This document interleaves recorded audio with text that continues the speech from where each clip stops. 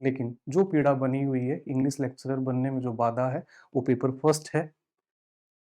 Paper first ने फिर से दिक्कत की है, ठीक है। एक अजीब सी पीड़ा, एक वास्तविक पीड़ा पेपर फर्स्ट बना हुआ है। तो फोन आते हैं तो बड़ी पीड़ा होती है कि जब पेपर सेकंड के अंदर इतना अच्छा हो रहा है तो पेपर फर्स्ट के अंदर वो बार बार दिक्कत आ रही है, ठीक है। स्कूल एजुकेशन वाली 2022 वाली जो एग्जाम हुई है उसके अंदर भी बच्चे एक दो क्वेश्चन से रह रहे हैं, तो पेपर फर्स्ट दिक्कत कर रहा है। वहां पे भी उन्होंने पेपर सेकंड के अंदर अच्छा स्कोर किया है। अब फिर से संस्कृत डिपार्टमेंट वाले एग्जाम के अंदर भी यही हुआ है कि यहाँ पे सेकंड पेपर के अंदर अच्छा कर रहे हैं, लेकिन पेपर फर्स्ट के अंदर 40% आना भी मुश्किल हो रहा है। एक अभ्यर्थी का, एक स्टूडेंट का मेरे पास मैसेज भी आया। उन्होंने बताया कि अगर इस तरह की खोपड़ी अगर आप विजुअल्स में नहीं दिखाते तो हो सकता था, बहुत हद तक संभव था कि ये क्वेश्चन मैं ठीक नहीं कर पाता। मैंने आपको बताया था कि ये लाइन रिफ्रेन है, ठीक है। नमस्कार, Sanskrit department first grade English का पेपर हुआ। उसकी जो आंसर की है वो मैंने टेलीग्राम पे कल अर्ली मॉर्निंग ही 5:30-6 बजे के आसपास सुबह सुबह ही टेलीग्राम पे शेयर कर दी थी। आपने देख भी ली होगी। अगर आप अभी भी आपने नहीं देखी, अगर वहां से कुछ कंसिडर करना चाहते हैं तो टेलीग्राम पे देख सकते हैं। इसके बाद जो हमने पढ़ा, जो पोस्ट ग्रेजुएशन वाला जो हिस्सा हमने पढ़ा है, वहां से कितना जस्टिफाई हम कर पाए, वहां से क्या क्वेश्चन पूछे हैं, ये थोड़ा सा देख लेते हैं। यस, देखिए, सबसे पहले तो आपने पेपर दिया होगा तो आपको ये पता ही होगा कि जो दी वेस्टलैंड है वहां से 3 क्वेश्चन पूछे गए हैं, ठीक है। उसके बाद जो क्राई द पीकॉक है वहां से 2 क्वेश्चन आए हैं, और उसके बाद यस, जो बर्थडे पार्टी है वहां से भी जो है बर्थडे पार्टी से 3 क्वेश्चन आए हैं, और उसके बाद जो आपका लैंग्वेज वैरायटीज वाला जो हिस्सा है वहां से 2 क्वेश्चन आए हैं, दोनों ही क्रियोल से पूछे हैं। जैसा कि संस्कृत डिपार्टमेंट के अंदर अंक विभाजन था, ये पहले ही हमें पता था कि जो पीजी वाला सेक्शन है वहां से 10 क्वेश्चन आएंगे। स्कूल एजुकेशन के अंदर पिछली बार ऐसा नहीं हुआ था। उसका सीधा कारण था कि वहां अंक विभाजन नहीं था। अब आपका सिलेबस जो स्कूल एजुकेशन वाला आएगा ये उससे ही तय होगा कि 10 क्वेश्चन पूछे जाएंगे, या फिर पिछली बार की तरह ही एग्जामिनर के पास फ्रीडम रहेगी कि भाई वो कहाँ से ज्यादा क्वेश्चन पूछ रहा है। यस, पहला क्वेश्चन देखिएगा जो वेस्टलैंड से पूछा गया। Who is the Smyrna merchant in the poem the Waste Land. देखिए, अब ये सामान्य फैक्ट है, आप अगर थोड़ा बहुत भी पढ़ के गए हैं तो इस तरह के जो क्वेश्चन है वो आप कर लेंगे। लेकिन हमने इन फैक्ट्स को कैसे पढ़ा है, क्योंकि एग्जाम के अंदर देखिए हाइपर एक्टिव माइंड होता है, जो घर पर बैठ के हम ये देखते हैं कि तो सामान्य क्वेश्चन है, ये ठीक हो गया होगा, ये भी इस तरह की जो सामान्य फैक्ट्स हैं वो भी एग्जाम के अंदर अक्सर गलत हो जाया करते हैं। कारण उसका सीधा सा ही रहता है, क्योंकि बहुत कुछ याद करके जाना होता है एक अभ्यर्थी को, और वहां पे हाइपर एक्टिव माइंड जो है सामान्य क्वेश्चन भी गलत करवाता है। तो हमने क्लासेस के अंदर किस तरह से फैक्ट्स को पढ़ा है ताकि आपकी इतनी मदद हो कि एग्जाम हॉल तक कंफ्यूजन वाले स्टेट ना बने और क्वेश्चन ठीक हो। यस, देखिएगा, इस फैक्ट को देखिए हमने कैसे पढ़ा था, क्योंकि सामने सब कुछ साक्ष्य है, क्लास के अंदर मैं मौजूद हूँ, किस तरह से जो कंटेंट है वो आपके सामने है, तो वो आपके साथ आप देखिएगा। जैसा कि हम वेस्टलैंड पढ़ रहे थे, the burial of the dead पढ़ रहे थे, तब जो सोसोस टेरिस वाला सीन आया था, तब मैंने आपको बताया था कि वन आइड मर्चेंट वाला जो कार्ड सोसोस टेरिस ने निकाला था। तब देखिए यहीं पे ये वही सीन है। हम आपको विजुअल्स के साथ जो है क्लास के अंदर पीपीटी के जरिए हम एक्सप्लेन कर रहे हैं, और यहाँ पे आप देख रहे होंगे, दिख रहा है आपको, यस, यूजिनिडीज का मैंने नाम लिखा है कि वन आइड मर्चेंट का नाम यहाँ पे नहीं बताया गया है, लेकिन जब आप पार्ट थर्ड पढ़ेंगे, ठीक है, और वहां पे इस वन आइड मर्चेंट का नाम आएगा, उसका नाम था मिस्टर यूजिनिडीज, ठीक है। ये मैंने आपको बताया था, यहीं पे मैंने लिखा है कि पार्ट थर्ड लाइन नंबर 207 के अंदर आप पढ़ोगे। इसी तरीके से मैंने आपको बताया था कि दी वेस्टलैंड पोइम है, उसके अंदर आप इंटरटेक्सुअलिटी तो पढ़ते ही हैं, अलग अलग रेफरेंसेस को तो आप देख ही रहे हैं। इस पोइम के अंदर इस तरह से, जैसा कि अभी आपने देखा कि सोसोस टेरिस का जो सीन आप पढ़ रहे हैं, वहां पे वन आइड मर्चेंट जो था उसका नाम स्मरना मर्चेंट है, उसका नाम यूजिनिडीज है, मिस्टर यूजिनिडीज। ये आपको दी फायर सरमन आप जब पढ़ते हैं तब वहां आपको देखने को मिलेगा। इस तरह से चीजों को हमने पढ़ा है। इस तरह से आपने इंटरटेक्सुअलिटी के साथ हमने इंट्राटेक्सुअलिटी क्या है इस पे भी जो है जिक्र किया था। कैसे हमने दी जॉन फेनिशियन सेलर के साथ जो पार्ट फोर्थ है, आपका सेक्शन फोर्थ है, डेथ बाय वाटर, उसको पढ़ा है। इस तरीके से क्लास के अंदर हमने ठीक से चर्चा की थी कि इंटरटेक्सुअलिटी के साथ किस तरह से जो वेस्टलैंड के अलग अलग सेक्शन आपस में लिंक्ड हैं, किस तरह से जो दी वेस्टलैंड के अंदर इंट्राटेक्सुअलिटी हमें पढ़ने को मिलती है। ठीक है। यस, देख रहे हैं आप कि यहीं पे मैंने आपको ये नाम लिखा था और बताया था कि पार्ट थर्ड के अंदर लाइन नंबर 207 के अंदर आपका वन आइड मर्चेंट का नाम आएगा। दूसरा जो क्वेश्चन पूछा गया था आपको कि those are pearls that were his eyes, ये भी देखिए सीधा सीधा हम जो है हमने क्लास के अंदर देखा है। एक अभ्यर्थी का, एक स्टूडेंट का मेरे पास मैसेज भी आया। उन्होंने बताया कि अगर इस तरह की खोपड़ी अगर आप विजुअल्स में नहीं दिखाते तो हो सकता था, बहुत हद तक संभव था कि ये क्वेश्चन मैं ठीक नहीं कर पाता। मैंने आपको बताया था कि ये लाइन रिफ्रेन है, ठीक है। Those are pearls that were his eyes.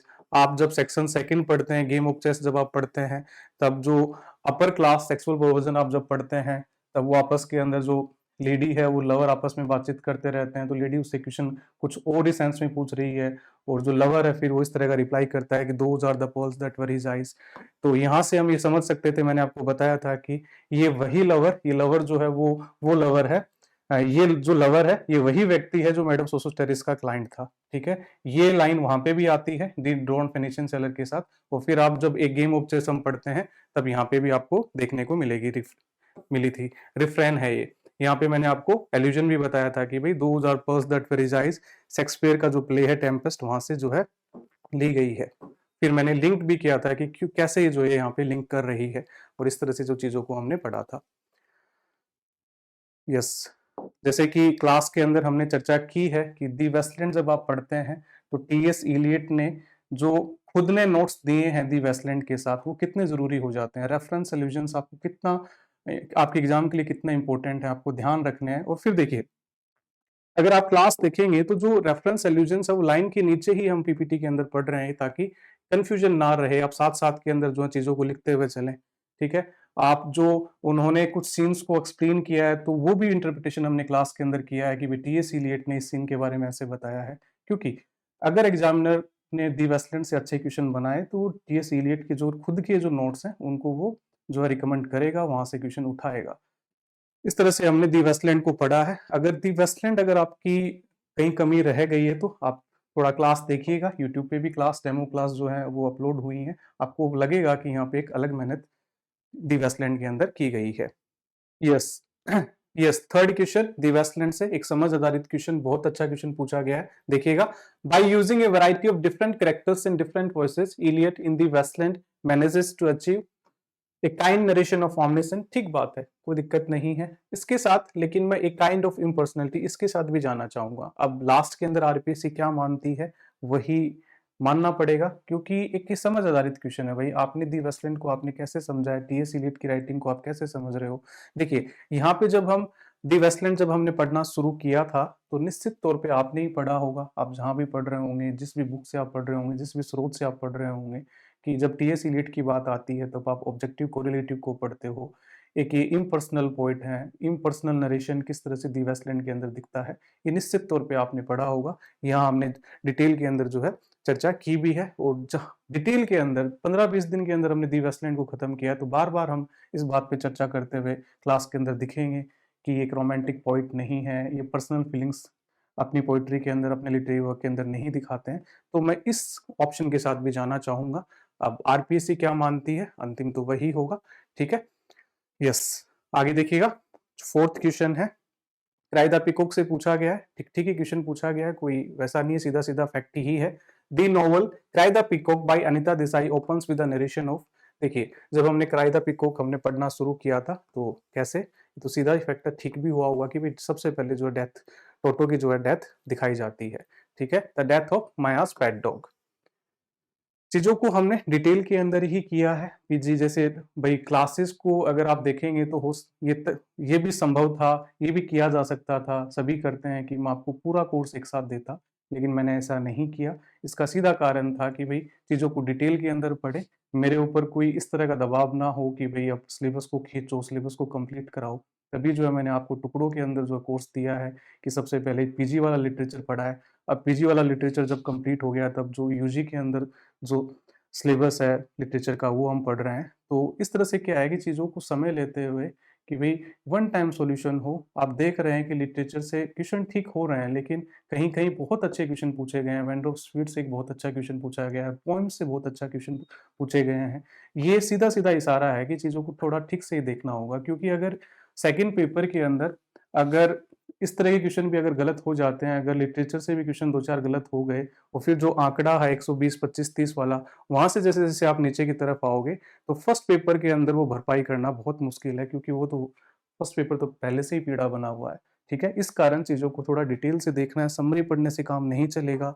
आप ये देख रहे हैं कि जो थर्ड क्वेश्चन था, बर्थडे पार्टी के अंदर भी आगे आने वाला एक अच्छा क्वेश्चन पूछा है कि ये सच बात है कि जो एग्ज़ाम हो रही है, वो फैक्चुअल एग्ज़ाम होती है, आपके एग्ज़ाम के अंदर ज़्यादा फैक्ट्स ही पूछे जाते हैं, सीधे-सीधे क्वेश्चन आ जाया करते हैं आपके एग्ज़ाम के अंदर। लेकिन आप देख रहे हैं कि 5-7 बहुत अच्छे थीम आधारित क्वेश्चन आपके एग्ज़ाम के अंदर पूछे जा रहे हैं। वो सीधा संकेत है कि थोड़ा ठहराव लेते हुए, थोड़ा मनन करते हुए, कि अगर आप एक पैराग्राफ पढ़ रहे हैं, आप वेस्टलैंड पढ़ रहे हैं, कोई भी पोएम पढ़ रहे हैं, तो थोड़ा फैक्ट से हट के आप थोड़ा-सा खुद भी विचार कीजिए कि क्या पढ़ रहे हैं। यहाँ पे आप आखिर पोएट कहना क्या चाह रहा है, राइटर क्या कहना चाह रहा है, किस तरह का जो सेंस यहाँ पे निकल रहा है। ये फिर आप तभी कर पाएँगे जब आप ठहराव लेते हुए धीरे-धीरे चीज़ों को ठीक से डिटेल के अंदर कवर कर रहे हैं। ठीक है भई? यस, 4th क्वेश्चन सीधा ही था, ये हमने यहाँ पे पढ़ा भी है, ये क्लास थी हमारी। 5th क्वेश्चन राइदा पीकॉक से ही, the entire novel is narrated in the third person, नहीं गलत बात है। अब क्राइदा पिकॉक के ऊपर तो मैंने यूट्यूब पे भी एक क्लास डाली है, और अगर आपने वो भी देखी होगी तो उसका पहला ही क्वेश्चन मैंने जो है फर्स्ट पर्सन, सेकंड पर्सन, ठीक है, इस पे मैंने जो डिटेल के अंदर चर्चा की है। अब सीधा सीधा ये कोई वो नहीं है कि भाई ये आपने नहीं पढ़ा होगा, आप भी पढ़ के गए होंगे, क्योंकि सीधा सीधा फैक्ट ही है। लेकिन मैंने आपको किस तरह से चीज़ों को बताया है कि भाई आपको लंबे समय तक याद रहे। ठीक है, देखिए आई भी मैंने यहाँ लिखा है कि जब आप नॉवल पढ़ते हैं तो क्राय द पीकॉक जो है वो 3 पार्ट के अंदर डिवाइड है, part first, part second, part third.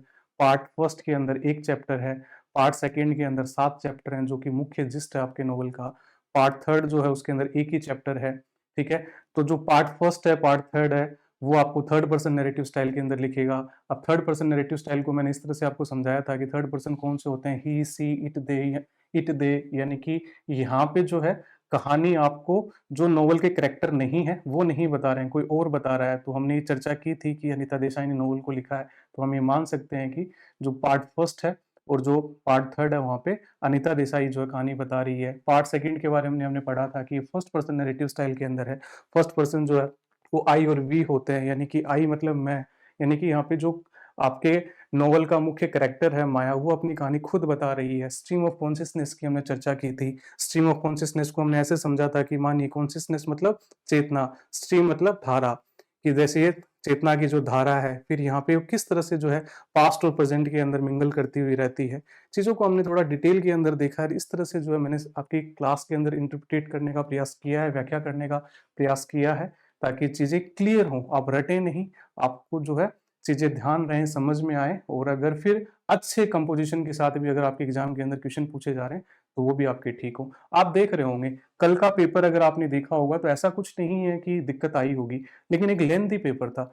जो पढ़ के गए हैं उनका एक एक जो है वो ज़्यादातर एक बात कहते हुए नज़र आएँगे कि भई ऐसा नहीं था कि हमको दिक्कत आई, लेकिन कंपोज़िशन अच्छा था, क्वेश्चनों की लैंग्वेज अच्छी थी।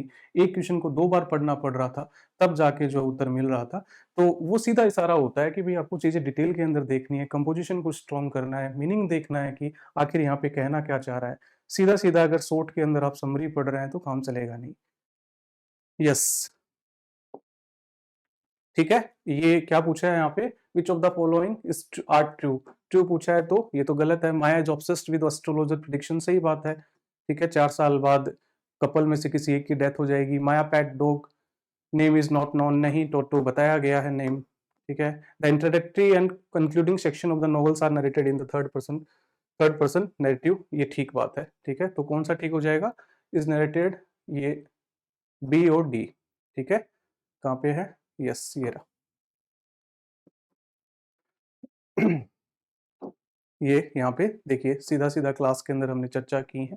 सीधा-सीधा फैक्ट ही है, वैसे तो कोई ऐसा कुछ नहीं है। बस मेरा जो आपको बताने का यहाँ पे उद्देश्य केवल यही है कि चीज़ों को हम भी डिटेल के अंदर ही पढ़ रहे हैं। आप भरोसा कर सकते हैं कि क्लासेस को मैं डिटेल के अंदर ही हम पढ़ रहे हैं और जो पढ़ रहे हैं वहाँ से क्वेश्चन आते हैं और ये आपके सामने साक्ष्य भी हैं। यस, जो बार-बार क्वेश्चन बर्थडे पार्टी से आपके एग्ज़ाम के अंदर कई बार रिपीट हो चुका है, ठीक है? Fill in the blank with the correct option, the birthday party by Pinter is a comedy of menace, ठीक है? यहाँ पे हमने डिटेल के अंदर चर्चा की है। मैंने आपको बताया था कि वर्ड्स को पकड़िए, मैंने इस मतलब खतरा, भय, आशंका, फिर यहाँ से मैंने आपको बताने का प्रयास किया था कि मैंने इसको अब इस तरह से समझिएगा कि प्ले के अंदर किस तरह से जो है चीज़ें सब टेक्स्ट के अंदर चलती रहती हैं। जो हैरोल्ड पिंटर हैं, वो किस तरह से जो है क्लू छोड़ रहे हैं, और ये जो अपसर्ड थिएटर है, इसको समझने के लिए किस तरह से मैच्योर व्यूअर्स की आवश्यकता होती है, चीज़ों को डिटेल के अंदर हमने देखा है। ठीक है? ये क्वेश्चन तो वैसे कई बार रिपीट भी हो चुका है, यहाँ पे हमने इस फैक्ट को पढ़ा था। Yes, choose the correct option. What game do the characters play in act 2 of the painter the birthday party? ये क्वेश्चन भी पहले पूछा गया है, सीधा सही आंसर है ब्लाइंड मैन बफ। अब देखिए, ये तो फैक्ट था। अब इस क्लास के अंदर आप देखिए, स्लाइड्स देखिएगा एक बार, है ना? यहाँ पे मैंने आपको और भी की भी मैंने आपको बताया था कि अगर और डीप क्वेश्चन आपसे पूछ लिया जाए कि जब ये तय किया जा रहा था कि गेम खेलते हैं तो मैकेन जो था उसने क्या सुझाव दिया था, ये मैंने आपको बताया था।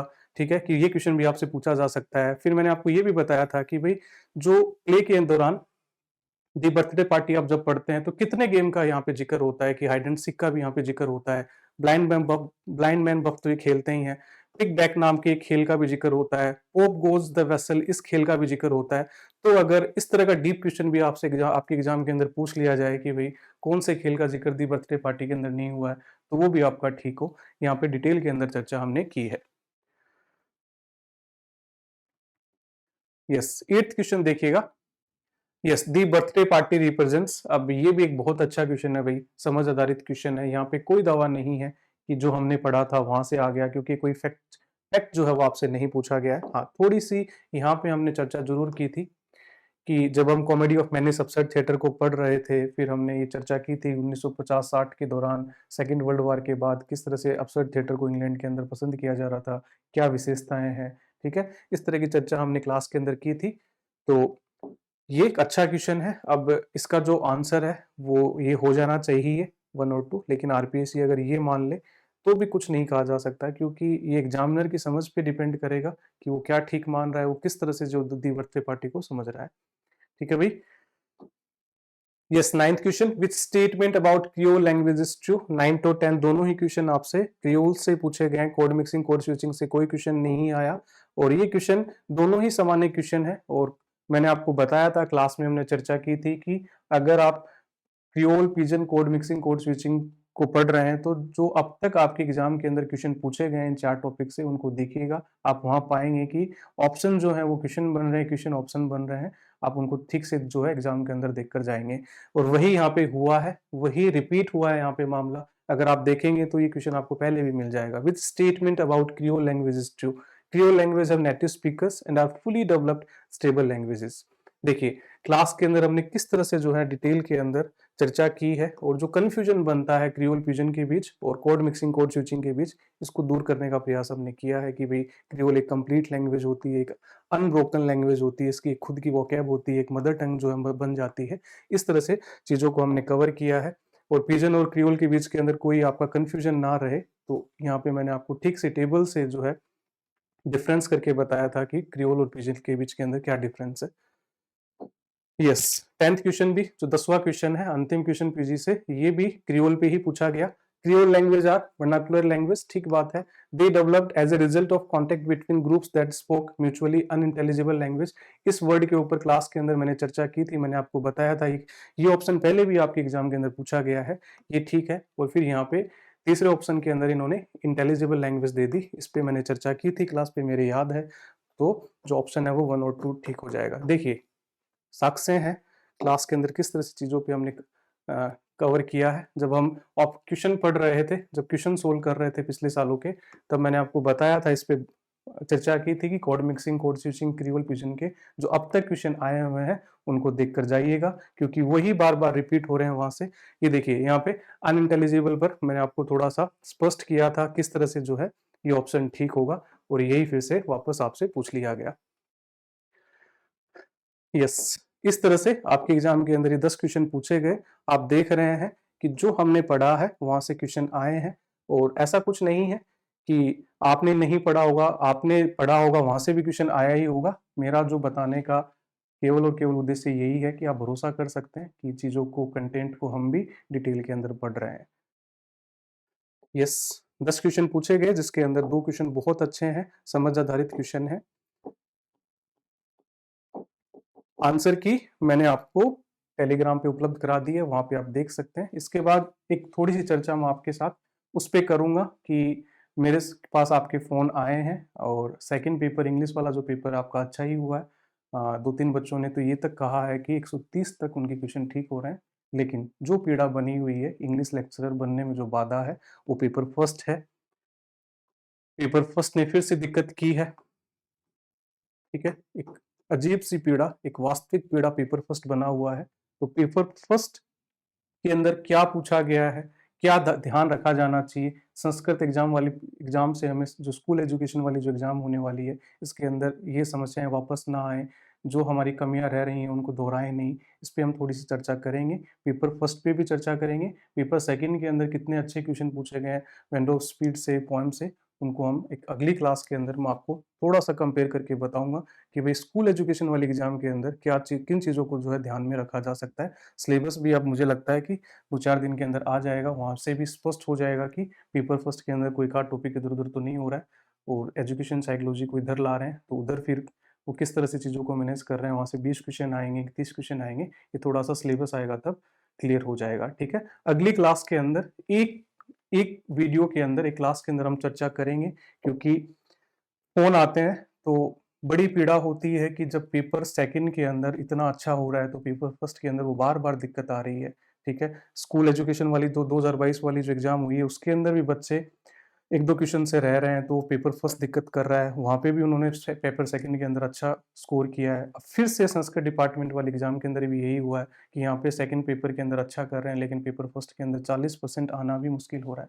ऐसा क्यों है? कारण क्या है? अगली क्लास के अंदर चर्चा करेंगे, ठीक है? मिलते हैं अगली क्लास के अंदर। Thank you very much.